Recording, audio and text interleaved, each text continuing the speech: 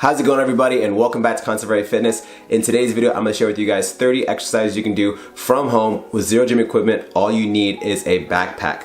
Now, to make my backpack heavy, all I did was I grabbed some heavy books, I grabbed a blanket, I wrapped the blanket around the books and then put it inside my bag, and the blanket helped keep things a little more secure in there, as well as add a little bit of surface area so that way the books don't slide around a ton. So whatever object you use, adding a blanket around it will definitely help make things more secure and make the movements that much more efficient. So if you have any questions or comments on these videos, make sure you leave them down below. Hit the like if you enjoy this video, and let's get right into it.